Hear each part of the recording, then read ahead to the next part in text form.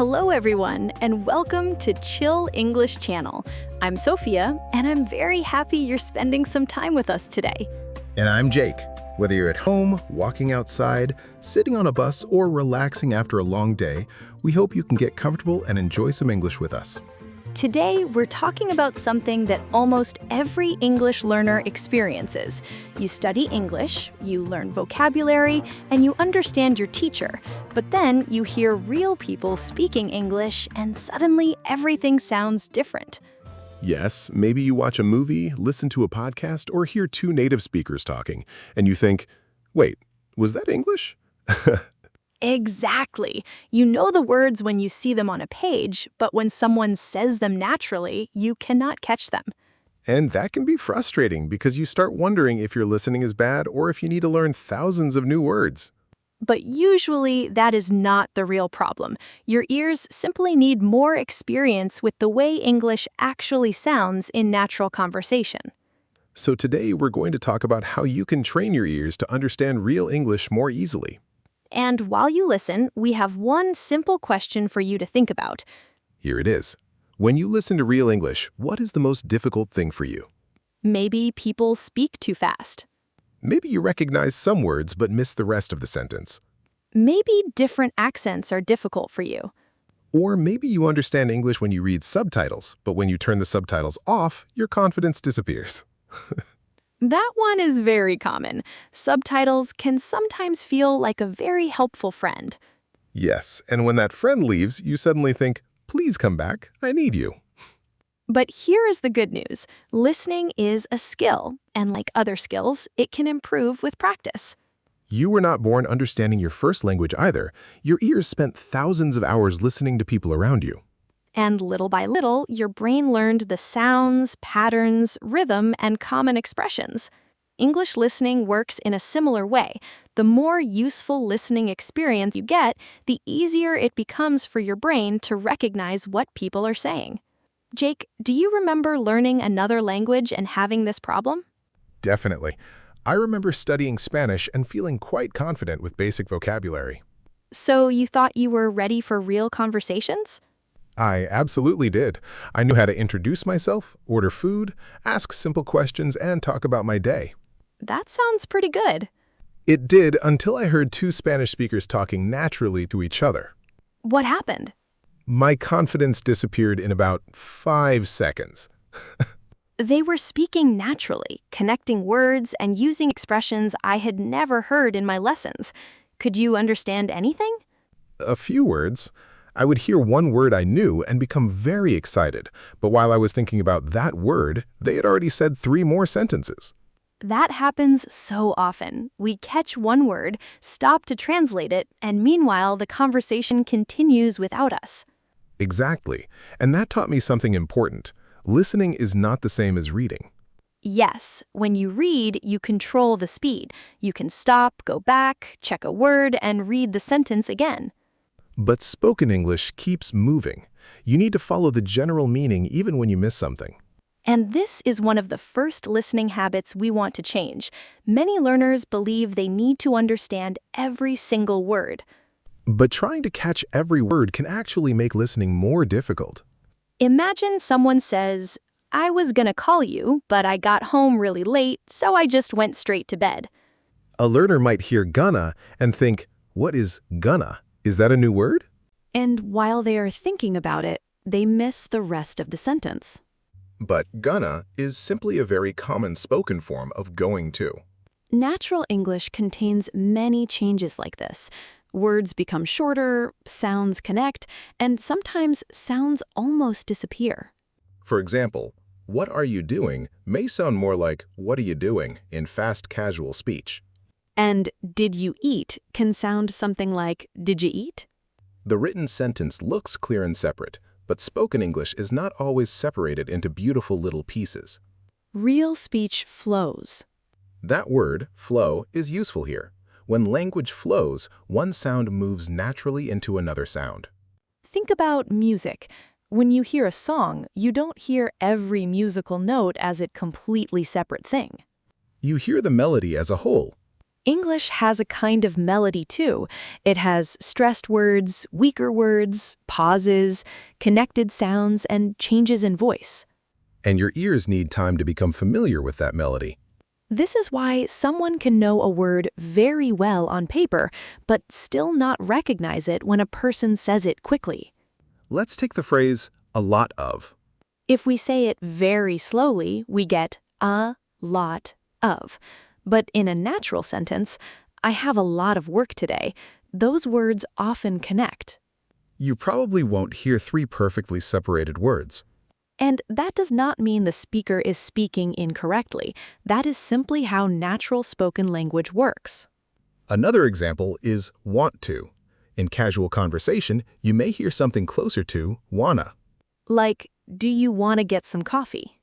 If you only practice English by reading, your brain may expect to hear every sound in want to. Then real speech arrives and your brain says, "Excuse me, where did half the sentence go?" So part of training your ears is teaching your brain that the English you see and the English you hear can feel different. And you don't have to memorize hundreds of pronunciation rules before you start listening. In fact, one of the best things you can do is listen to short pieces of natural English many times. Not 2 hours of difficult English while understanding almost nothing. A short recording of 30 seconds or 1 minute can sometimes be much more useful. First, listen without stopping and try to understand the situation. Ask simple questions. Who is speaking? What are they talking about? How do they feel? Maybe you understand only 60%. That is okay. Then listen again and notice more details. On the second or third listen, your brain often catches words that seemed invisible before. And something interesting starts happening. A sentence that sounded extremely fast the first time begins to sound slower. The recording did not become slower. Your brain became faster at recognizing the sounds. That difference is very important. Because the goal is not to make everyone in the world speak slowly for you. Although that would make travel much easier. It definitely would, but our real goal is to help your ears become comfortable with natural speed. And one powerful way to do that is to stop treating every listening practice like a test. Instead of asking, how many words did I understand, you can ask, what meaning did I understand? Those are very different questions. If someone tells a funny story and you understand why it is funny, you understood something important even if you missed several words. If two people are making plans and you understand where they are going and when they will meet, your listening is working. Real communication is about meaning, not collecting every word like little objects. And once you become more comfortable following meaning, you can start paying attention to the sounds that make natural English feel so fast. Because when you learn what your ears should listen for, that fast stream of English slowly begins to separate into familiar patterns. One of the most useful things you can learn about spoken English is that not every word receives the same amount of attention. Yes, some words are strong and clear, while other words become softer, shorter, and sometimes surprisingly difficult to hear. Let's imagine I say, I need to go to the store and get some milk. The important words are probably need, go, store, get, and milk. Those words carry most of the meaning, so they usually sound stronger. But words like to, the, and some may sound much weaker. This is one reason real English can feel so fast. Learners sometimes expect every word to sound equally clear. But native speakers naturally give more energy to important words and less energy to smaller grammatical words. So instead of trying to hear every tiny sound, start listening for the strong words. Those strong words can give you the basic picture of the sentence. Imagine you hear someone say something quickly and you only catch meeting, 3, and Friday. You may not have the complete sentence, but you already have useful information. You know there is probably a meeting connected to 3 o'clock and Friday. And the surrounding conversation can help you understand the missing pieces. This skill is called using context. Context is the information around something that helps you understand its meaning. We use context constantly in our first language, often without noticing. If you are sitting in a restaurant and your friend points at your empty glass and asks something you don't hear clearly, you can probably guess what they mean. Maybe they're asking, "Do you want some more water?" Exactly. You don't need perfect hearing because the situation gives your brain clues. English learners sometimes forget to use those clues because they're concentrating so hard on vocabulary. They turn listening into a word-by-word puzzle, and then one missing piece feels like a disaster. I used to do that when learning Spanish. If I missed one word, my brain would stop everything and start an emergency meeting. An emergency meeting? Yes, everyone in my brain was asking, "What was that word? Why don't we know it? Should we panic?" Meanwhile, the real speaker was still talking. Exactly. So I had to learn to let unknown words pass. That is a very important listening skill. Sometimes you need to say, "I missed that, but I'm going to keep listening." Because the next sentence may explain the word you missed. Or you may discover that the word was not important at all. This also helps with anxiety. When you believe you must understand 100%, every unknown word feels like failure. But if your goal is to follow the main idea, listening becomes much calmer. Sophia, do you think subtitles help with this, or do they make the problem worse? I think they can do both. Subtitles are a tool, and it depends on how you use them. So watching everything with subtitles forever may not be the best training. Probably not, because your eyes can become stronger than your ears. I know that feeling. I'm watching something in English, but I realize I'm basically reading a book at the bottom of the screen. Exactly. You think you are listening, but your eyes are doing most of the work. So what is a better way to use subtitles? One simple method has 3 steps. First, choose a short clip and listen without subtitles. And we should not panic if we miss things. Right, just try to understand the main idea. Then, listen again with English subtitles. So now you can compare what you heard with what was actually said. Yes, you may suddenly notice, "Oh, I knew that word. I just didn't recognize its sound." That moment is extremely useful because you have discovered a listening problem, not a vocabulary problem. Then, for the 3rd step, remove the subtitles and listen again. And usually the sentence sounds much clearer. Exactly. Your brain now knows what sound pattern to expect. This is much more active than simply watching a 40-minute episode with subtitles. And you can take it one step further by repeating what you hear. This is often called shadowing. Shadowing means listening to a speaker and trying to repeat their words with a similar rhythm and pronunciation. You don't need to copy the person perfectly. No, the goal is to notice how the sentence moves. Let's use a simple example. What are you doing after work? If you only read it, you might pronounce every word very carefully. What are you doing after work? That sounds a little like a robot interviewing someone. A very serious robot. In natural conversation, the words connect more smoothly. What are you doing after work? When you repeat the natural version several times, your mouth learns the rhythm. And strangely, training your mouth can also train your ears. Because once you know how connected speech feels when you produce it, it becomes easier to recognize when someone else uses it. That is why speaking and listening are more connected than many learners realize. You can even record yourself repeating a sentence and compare your version with the original. At first, you may notice that your version is slower or that you stress different words. And that is completely fine. You are simply collecting information about what to practice.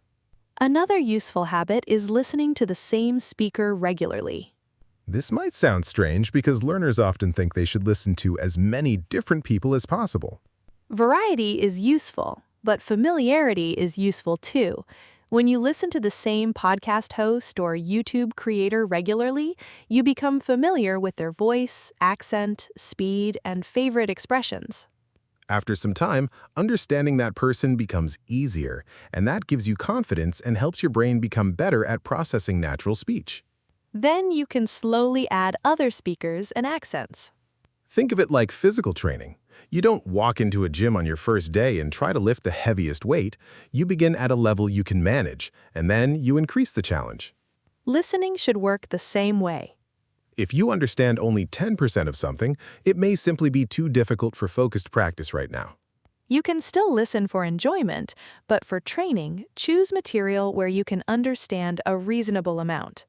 Maybe you understand the general topic, but still miss some expressions and fast sentences. That gives your brain something familiar to hold on to and something new to learn. And there is another mistake that can quietly slow down your listening progress.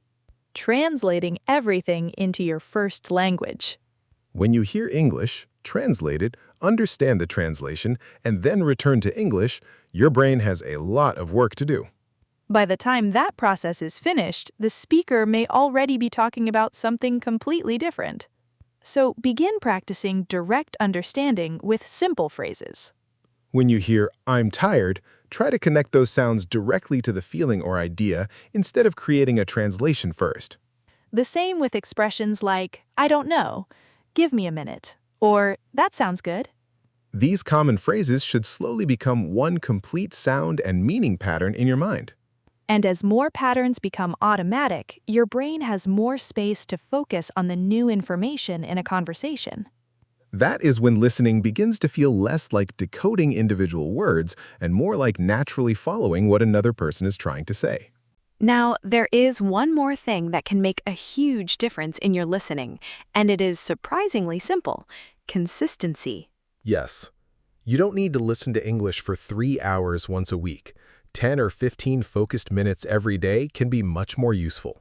Your ears learn through regular contact with the language. Think about a song you have heard many times. At first, you may not understand all the lyrics, but after hearing it again and again, certain lines become completely familiar. You begin to know what is coming before the singer even says it. English can become familiar in the same way. The goal is to make English a normal sound in your daily life, not something you hear only during study time. You can listen while making breakfast, walking, cleaning your room, or traveling to work. But there is an important difference between background listening and focused listening. Background listening is when English is playing while most of your attention is somewhere else. It can help you become comfortable with the sound and rhythm of English, but focused listening is where deeper training happens. During focused listening, you give the audio your full attention for a short time. You notice connected words, pronunciation, stress, expressions, and parts you cannot understand. So you can use both. Enjoy English casually during your day, and also protect a few minutes for serious listening practice. Jake, if someone listening to us had only 15 minutes a day, what routine would you suggest? I would keep it very simple. For the first few minutes, listen to a short piece of English without reading anything. And focus on the general meaning first. Exactly. Then listen again with English subtitles or a transcript and notice what you missed. Maybe there was a word you knew but did not recognize. Or maybe 2 words connected and sounded like 1 word. Then choose 1 or 2 useful sentences and listen to them several times. After that, repeat those sentences aloud and try to copy the speaker's rhythm. And for the final few minutes, listen again without looking at the text. That's it. You don't need 17 apps, 4 notebooks, and a complicated spreadsheet. Wait, what if I already bought 17 notebooks? Then congratulations, you have excellent stationery. But seriously, keeping your routine simple makes it easier to continue. And continuing is more important than creating a perfect study system that you stop using after 3 days. Another thing learners need to accept is that listening progress can be difficult to notice. Yes, sometimes you practice for several weeks and think nothing is changing. But your brain may be improving quietly. Then one day, you watch a video and suddenly realize, wait, I understood that sentence without subtitles. Or you hear someone speak quickly and you catch an expression that used to sound impossible. Those little moments are signs that your ears are changing. So don't judge your progress only by whether you understand everything. Notice smaller changes. Are you translating less? Can you follow longer sentences? Can you understand the main idea more quickly? Can you stay calm when you miss a word instead of mentally leaving the conversation? That last one is a big achievement. It really is, because confidence affects listening more than people sometimes realize. When you become nervous, you can focus so strongly on what you missed that you stop hearing what comes afterward. But a confident listener can think, I missed that part. No problem, I'll keep going. Confidence does not mean understanding every word. It means trusting yourself enough to continue when your understanding is incomplete. And real conversations are often incomplete, even for native speakers. People speak while there's traffic outside, music in a cafe, or another person talking nearby. Sometimes someone speaks quietly, changes the topic suddenly, or says something while eating. Please finish your sandwich before giving me important information. I'll try to remember that. The point is that real listening is not perfect. We use context, facial expressions, tone of voice, and what we already know about the situation. So, your goal should not be perfect hearing. Your goal should be effective understanding. Before we finish, let's review some useful words and ideas from today. The first word is context. Context is the information around something that helps you understand it. For example, if you miss a word in a conversation, the context can help you guess its meaning. Another useful word is rhythm. Rhythm is the pattern of strong and weak sounds in speech. Natural English has a rhythm, and learning to notice it can make fast speech easier to understand. We also talked about focused listening. This means listening carefully and actively, not simply having English playing in the background. Another important word is recognize. To recognize something means to know what it is because you have seen it or heard it before. You may know an English word when you read it, but not recognize it when someone says it quickly. And finally, we have consistency. Consistency means doing something regularly over time. 15 minutes every day may not feel impressive, but after several months, those minutes become many hours of English. So here is a small challenge for you. Find one short piece of natural English today. It could be part of a podcast, an interview, a movie scene, or a video you enjoy. Listen once without subtitles and ask yourself, what do I understand? Then, check the English subtitles or transcript and find one sentence that was difficult to catch. Listen to that sentence again and notice how the words connect. Then, repeat it aloud several times and try to follow the same rhythm. Finally, close the text and listen again. You may be surprised by how much clearer it sounds.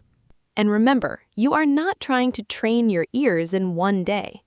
Every podcast you understand, every sentence you repeat, and every conversation you follow gives your brain more experience. English that sounds fast today can sound completely normal in the future. You don't need perfect listening. You need patience, useful practice, and regular contact with real English. And now we have a question for you. What is the hardest part of understanding spoken English for you? Is it speed, connected speech, accents, new vocabulary, or something else?